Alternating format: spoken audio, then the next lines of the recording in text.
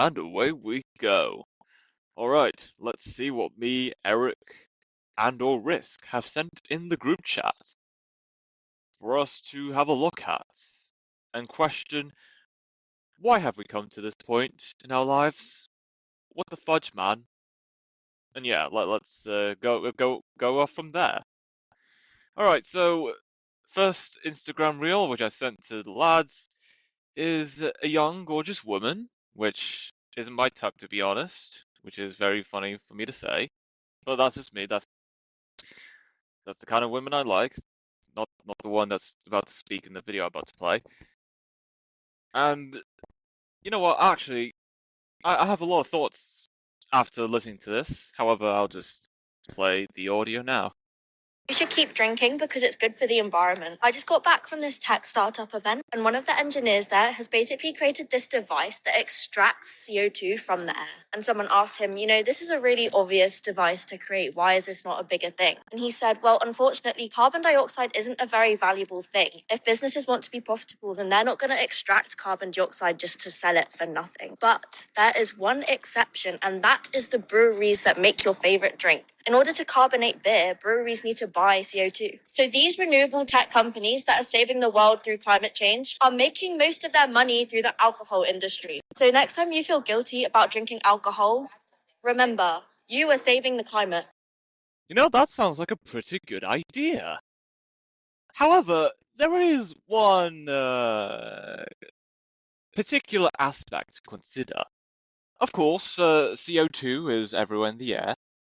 And whilst it does help with feeding the vegetation that gives us the oxygen, too much CO2 it's not insufferable to us, it's just quite irritating. Because us humans need oxygen. What comes out of us is CO2, carbon dioxide. The plants, the trees, flowers, whatever vegetation that exists, they take in the carbon dioxide and releases the oxygen into the air for us to breathe in. And that's how the circle of life, how nature has flowed and operated for many, many centuries. And I can't stress that enough. It's that long it has been going on for the vegetation that exists on our planet. Now, in regards to that video about carbonating alcoholic drinks by using CO2 and fermentation, whatnot, even if you extract CO2 from the air and use it to ferment some process of fermentation, I'm not sure which part fermentation comes in, even when you extract CO2 from the air and use it to somehow make alcohol, and then you consume the alcohol, which has been fermented, fizzled up with CO2 that was extracted from the air. The question is, from which part of your body will this gas from the alcohol come out of? The front end or the rear end? You may be drinking alcohol that has been fermented, or where CO2 has been extracted from the air to make the alcoholic drinks, well, fizzy or alcoholic, whether or whatever. And then, if you ever burp or something comes out of your asshole, you're still somehow going to emit CO2 into the air. The only difference is when you drink alcohol fermented with CO2, or CO2 was used to create alcohol and then encapsulate it in the liquid, the concentration of said CO2 that you just consumed is stronger than what the original CO2 levels would have been coming out of your system if you hadn't drank alcohol. The point I'm making is, you're not saving the environment by drinking alcohol that's being fermented or has CO2 compressed in the liquid. You're just redistributing CO2 somewhere else, wherever you are. I have nothing against extracting CO2 for whatever purpose. I'm all for that. The CO2 is very common these days, especially with how many people exist on the planet and whatever emissions coming out of coal plants. I'm sorry. I have. I'm sorry. I can't. I can't take this seriously. It's not saving the environment if you're taking in CO2 into your body, which you would have emitted out anyway.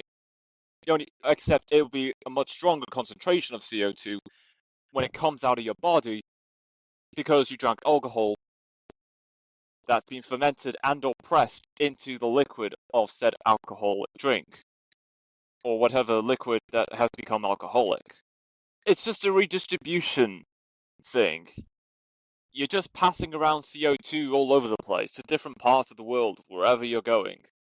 Yeah, that's my take on it. I've nothing against any technology or projects in regards to taking CO2 out of the air. It's just in that particular video I just played, you're drinking alcohol that has CO2 in it. And then when it comes out of your body, the concentration of CO2 coming out of your body would be much stronger than whatever levels of CO2 comes out of your body if you haven't consumed alcohol. That's my perspective on this. Sounds like a cool idea, however, and I'm not going against this woman that spoke in that video. Yeah, I think there are different ways, and there are other solutions to how you can tackle climate change, protect the environment, or a third thing that's related to the first two. There's so much that you can do to take care of your community and whatever ecosystems that surrounds you. So yeah, it's a start. I'll give them that. It is a good start. All right, next video I'm about to play. It's something about, well, the text in the video which I'm about to play reads, "White influencers have become low status, plus the rest of performance creators." And this is a very good point, but he hasn't even gone into the video yet. Either way, I'm about to play the audio for you right now. Kids don't want to grow up to become influencers. Instead, they want to become performance creators. Here's what I mean. So in the past, you built a following to get brand deals. You post for $5,000 to your 100,000 followers. The brand saw minimal ROI, and the deal ended there. That's over. The new dream is posting content for brands and earning unlimited commission upside on sales that you generate. And it's a 20 times better opportunity. Building a multi-million follower audience takes years. It's an insane sacrifice of privacy, and you can only stay hot for so long. But being able to sell a product to a highly specific audience, that can pay for a lifetime, and it requires no upfront work. Because the algorithm shows content to non-followers first, it doesn't matter if you have an audience anymore. It just matters if that individual video is good. So you can have no followers, make a great video, and earn more than a creator who spent a decade building their following. Smart brands like Neurogum, Mary Ruth, and Comfort all already know this. They invest millions into nano influencers each month. Now it's your turn. If you want to learn the skills necessary to become a performance creator, come to our free community call next week. Comment hits and I'll DM you a link to sign up. And I do feel like, in terms of the creator economy, the landscape of influencers is gearing more towards what that video has been explaining. Yeah, you see someone with millions of followers, but what does that ever amount to? Do those millions of followers like every post every time that person posts? Would these millions of followers support these celebrities whenever they do a brand deal or promotes a new product that nobody's heard of, yet somehow everyone's talking about it because said celebrity is showcasing what the product does, and now all of their fans, however millions they have, are like, you know what, I'm gonna buy it. Sounds like a good idea. That was social media, its landscape, for the last few years. And in this moment in time, it's still going to exist. It just won't be dominant as it used to be. Like in that video I just played, we're heading towards a new era of content creators. The kind of creators that have something very specific about them that is catered toward a very specific demographic. And that's what social media is gearing itself towards. Given how many people have access to the internet and how the rise of people using social media has becoming so visible, and not to mention the algorithms of said social media platforms that is used to recommend creators and content to said user that use said social media platforms. The rise of interests is becoming more inevitable than ever. And I'm not sure if I said that in the last episode of this podcast or in a different podcast. Nonetheless, the rise there is a rise of interest-based media, and even if interest-based media isn't as big as it is currently now, the rate it's currently growing at is compounded. It's going to start growing gradually. However, that rise will then be compounded on top of its previous increase. That's how fast I believe interest-based media will grow. It's going to grow upon its previous increase of how dominant interest-based media has become, whether it be last year, the year before that, the year before that, and then comparing it to how much of a rise of interest-based media is going to be in the next 3-6 months. And you know what? I'm all for that. I'm all for that, absolutely. There is so much opportunity for showcasing yourself to the world, whether it be your interests, the work that you do, and also possibly create some funny moments with your buddies, your friends, mates, that special someone you're in a relationship with, or maybe you have pets that they may not talk as much. However, they're cute, cuddly, fluffy, and maybe they crap all over the place. Who knows? So yeah, the rise of interest media is only getting bigger and bigger as days go by. And whilst as I'm recording this, no one knows what interest-based media is, even regarding how little amount of people know about interest-based media, or what it is. It's going to grow, and it will become dominant in the internet/social media landscape in the next few years. Maybe in the next few months. It could come sooner than expected. And yeah, that is all of the videos, the posts, and whatever responses that's been sent in our podcast group chat since the last time I recorded a podcast episode. With that all being said, let's get right into the news. The news. Yes, the news. Experts say seasonal allergies worsening due to increase in pollen. Canadian researchers report that pollen levels have doubled across Canada in recent years, exacerbating allergies ranging from hay fever to hives. According to aerobiology research laboratories, cooler spring temperatures this year caused trees that normally bloom at different times to release pollen simultaneously, creating what Daniel Coates, director of aerobiology research laboratories, described as a later start but more intense start to the season. In Alberta, seasonal allergies have been particularly intense amid dramatic weather shifts, with Edmonton-based arborist Kevin Spruill reporting his family experienced more allergy symptoms this year due to an intense explosion of pollen. Cities faced heightened pollen counts due to the heat island effect and botanical sexism, as Dawn Jurgens of Aerobiology Research Laboratories explained. Municipalities historically planted male trees, unintentionally increasing total pollen release.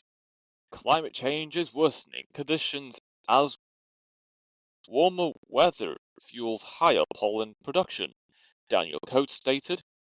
It's getting worse because pollen loves warm weather, noting that longer warm periods consistently correlate with increased airborne pollen. Now, firstly, I have to say this because this is news to me.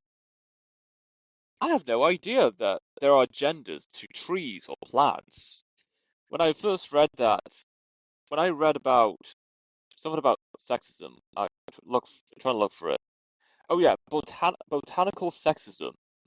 I was like, what? What's so sexist about botanicals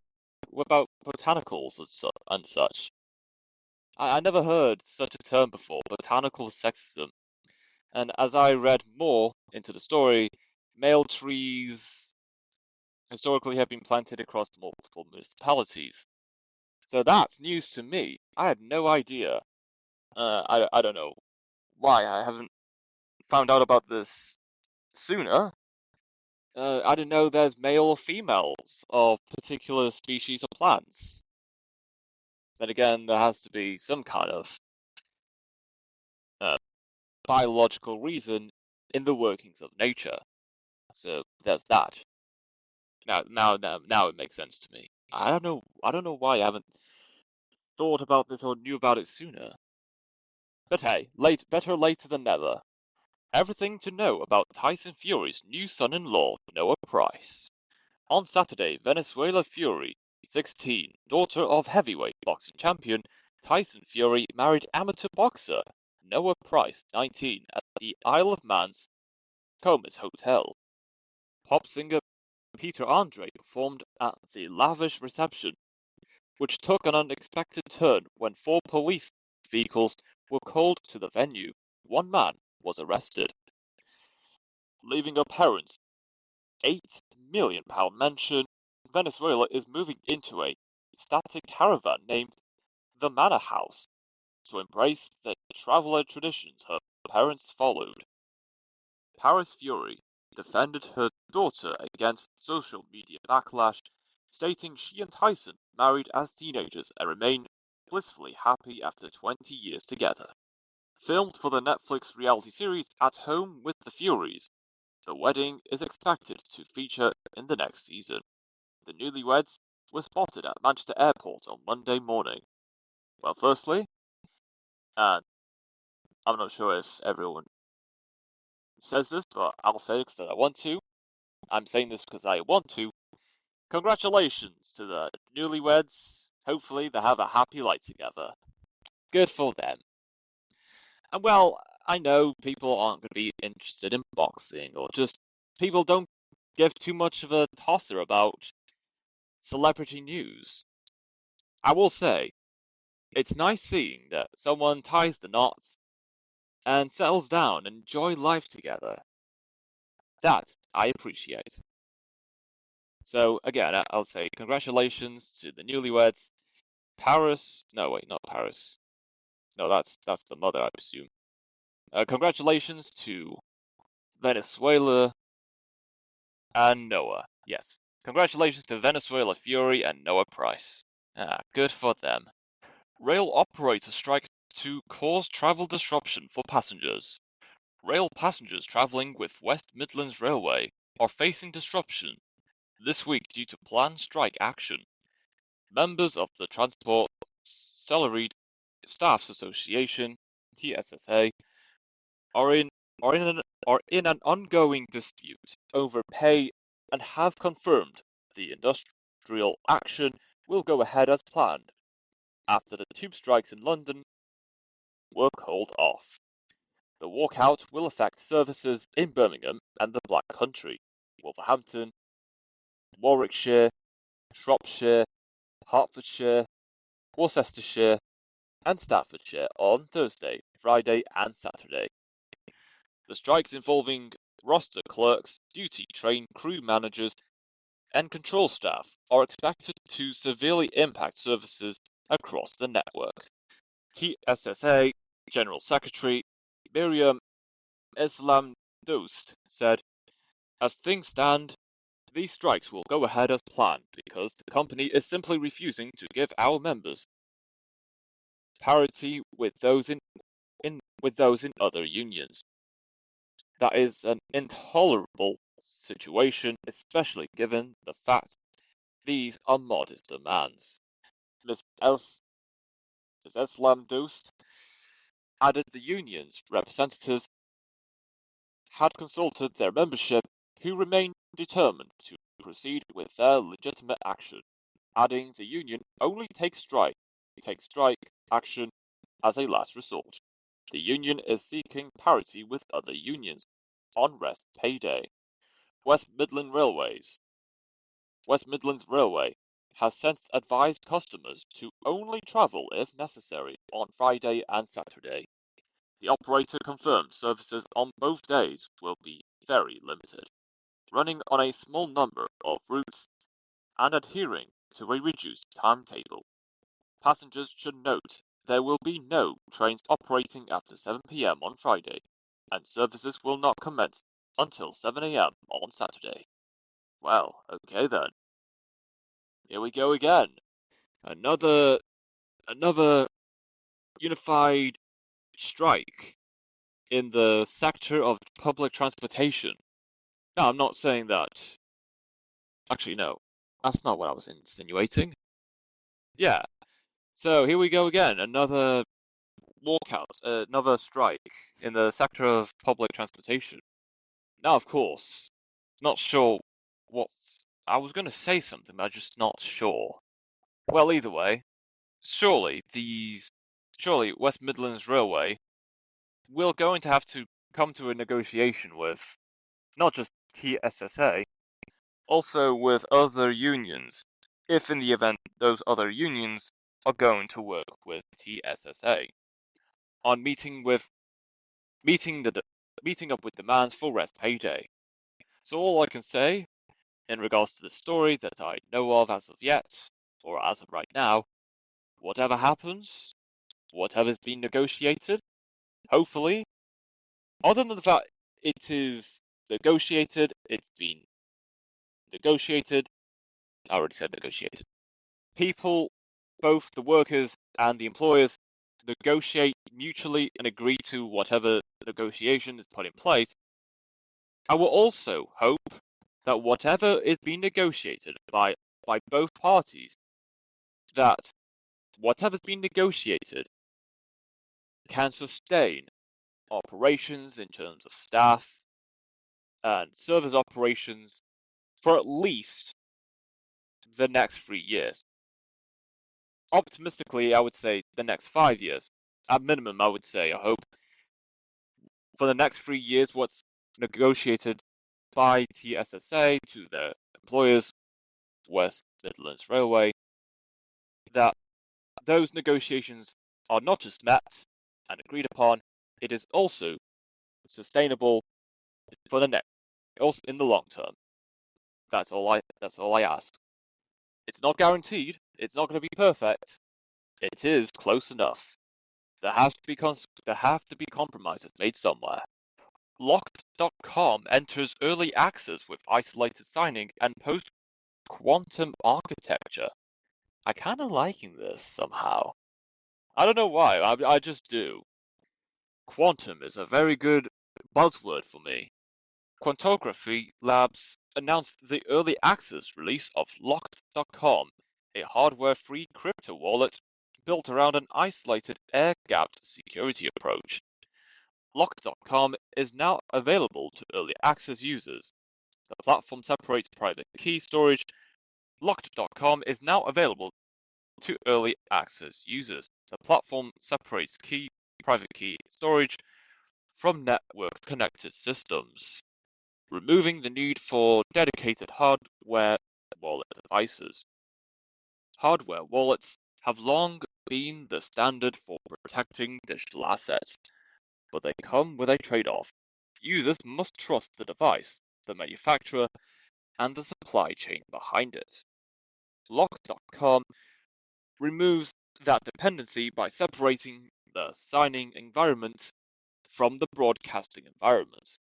Private keys remain on a fully offline signer, while transactions are created and broadcast on a connected device. Private keys never touch the internet. The system is designed to work with devices users already own, removing the need for purpose-built hardware. Lock.com was built out of frustration with how crypto security works today. Too many people are still losing funds in ways that shouldn't be happening, not because self-custody failed, but because the software environment around the hardware was never built to the same standard. Lock wanted to close that gap structurally. Lock.com is designed to function as an isolated crypto wallet without relying on third-party hardware, manufacturers, or proprietary device supply chains.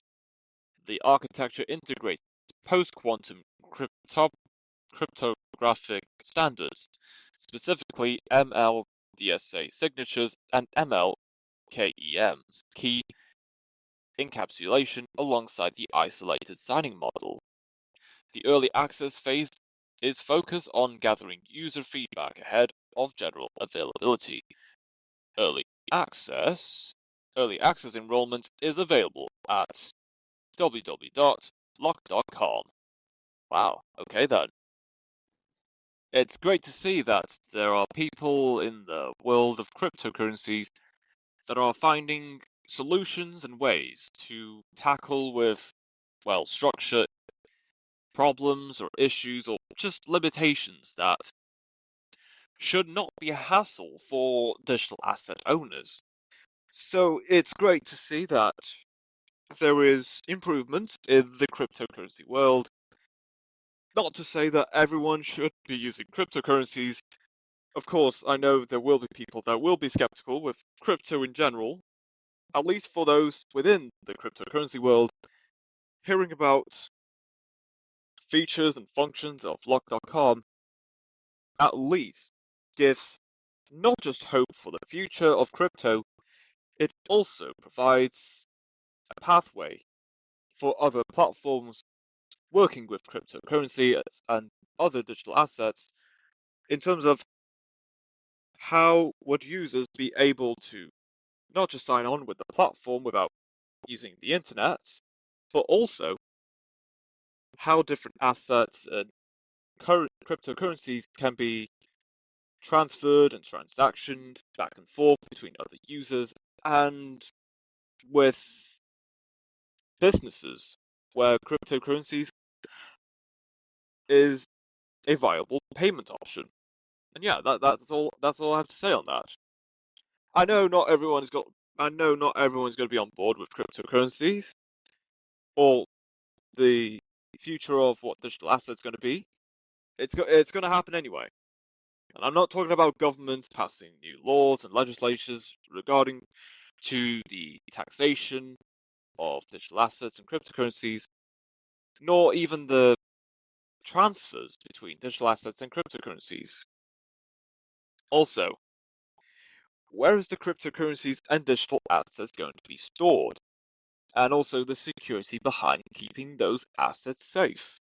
Of course, we all want to, everyone strives to be the best that they can be, maybe go as far as perfection standards. However, in my opinion, that is not possible. We are not perfect, neither are the stuff that we are using today. That does not mean we can't improve on ourselves, the work that we do, and even improve on how we contribute to society, communities, and whatever